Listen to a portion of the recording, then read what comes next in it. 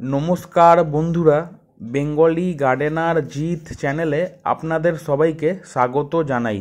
তো আজ আমি ইউফোরবিয়া মিলি, যেটাকে আমরা ক্রাউন অফ থর্নস বা কাটার মুকুট বলি, এই গাছের আদর্শ মাটি বা পটিং মিক্স তৈরি করে এই গাছের প্রতিস্থাপন করব।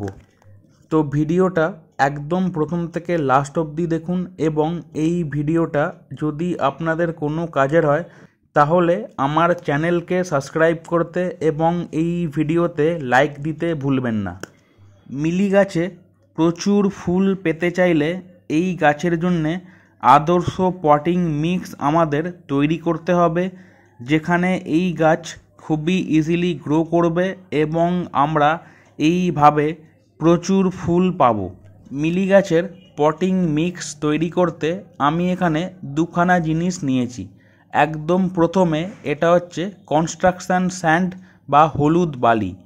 বাড়ি তৈরি করতে বা কনস্ট্রাকশানে যে বালি ব্যবহার হয় সেই বালি আমি 1 ভাগ নিয়েছি। এই বালির সাথে আমি মেশাবো 1 ভাগ ভার্মি কম্পোস্ট। এই ভার্মি কম্পোস্ট না থাকলে এর বদলে আপনারা গোবর সার বা পাতা পচা সার ব্যবহার করতে পারেন। এই বালি এবং ভার্মি কম্পোস্ট এই দুটোকেই আমি সম পরিমাণে নিয়েছি। মিলি গাছের পটিং মিক্স তৈরি করতে শুধু এই দুখানা জিনিস লাগবে, এর বাইরে আর কোনো জিনিস লাগবে না। অনেকেই মিলি গাছ মাটিতে বসান, সেখানে এই গাছ হয় এবং ফুলও হয়। তবে মিলি গাছ থেকে প্রচুর পরিমাণে ফুল পেতে এবং এই গাছের সঠিক বৃদ্ধি করাতে এই গাছকে অবশ্যই বালি বা স্যান্ড মিডিয়াতে বসাতে হবে। তাই জন্যে আমি এখানে স্যান্ড মিডিয়া ব্যবহার করছি এই মিলি গাছের প্রতিস্থাপন করতে। তো এখানে আমি বালি এবং ভার্মি কম্পোস্টকে ভালো করে মিশিয়ে নেব। ভালো করে মিশিয়ে নিলেই মিলি গাছের জন্যে আদর্শ পটিং মিক্স রেডি হয়ে যাবে। এই পটিং মিক্সটা খুবই ওয়েল ড্রেনড, যেখানে কোনো জল দাঁড়াবে না এবং গাছের শিকড় খুব ইজিলি গ্রো করতে পারবে। আমি এই মিলি গাছটাকে আমার একটা বন্ধুর কাছ থেকে এনেছিলাম। সে এই গাছটাকে মাটিতে বসিয়েছিল, তবে আমি যেহেতু স্যান্ড মিডিয়া ব্যবহার করছি, মানে বালিতে বসাচ্ছি, তাই জন্যে এই গাছের টবে যে মাটি আছে এই মাটিটাকে আমাদের পুরোপুরি ধুয়ে বের করে দিতে হবে, যাতে এই গাছটা পুরোপুরি স্যান্ড মিডিয়া বা বালিতে বসানো যেতে পারে।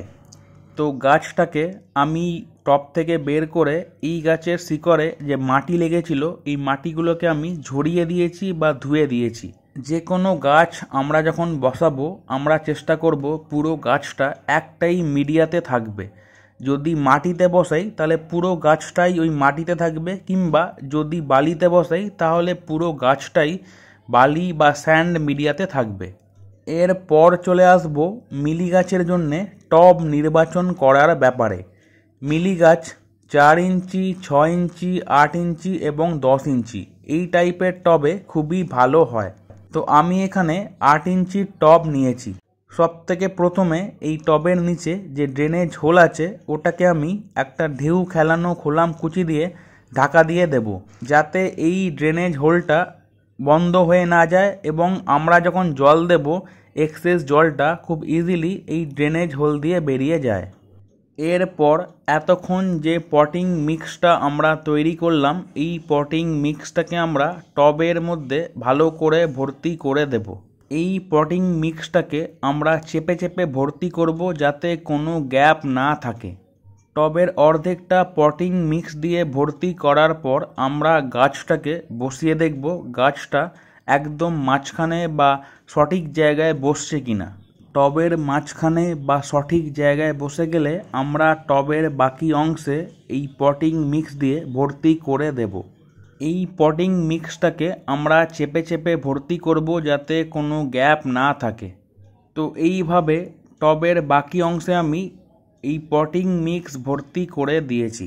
পুরো টবে আমরা পটিং মিক্স ভর্তি করব না। টবের ওপরের অংশটাতে আমি একটু জায়গা খালি রেখেছি, যাতে আমি যখন টবে জল দেব জলটা উপচে পড়ে না যায়। এর সাথেই মিলি গাছের প্রতিস্থাপন করা কমপ্লিট হয়েছে। এরপর আমি টব ভর্তি করে ভালো করে জল দিয়ে দেব। যে কোনো গাছ বসানোর পর অবশ্যই টব ভর্তি করে ভালো করে জল দিতে হবে। এরপর এই গাছটাকে আমি মিনিমাম 3 থেকে 4 দিন একদম শেড বা ছায়াযুক্ত জায়গায় রেখে দেব। 3 থেকে 4 দিন পর এই গাছটাকে সেমি শেড কিংবা একদম ওপেনে বের করা যেতে পারে। তো এই ছিল মিলি গাছের আদর্শ পটিং মিক্স তৈরি এবং এই গাছের প্রতিস্থাপন। আমার কাছে যতগুলো মিলি গাছ আছে এই সব কটা মিলি গাছ এই একই পটিং মিক্সে প্রতিস্থাপন করা আছে এবং তার রেজাল্ট অত্যন্ত ভালো। সেটা আপনারা এই গাছে যে পরিমাণে ফুল ফুটে আছে সেটা দেখে বুঝতে পারছেন।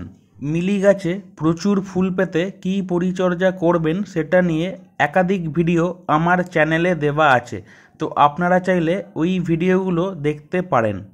এই ভিডিওটা যদি আপনাদের কোনো কাজের হয়ে থাকে তাহলে একটা লাইক দেবেন এবং আমার চ্যানেলকে সাবস্ক্রাইব করতে ভুলবেন না। তো আজকের ভিডিও এখান অবধি রইল, দেখা হবে এর পরের ভিডিওতে।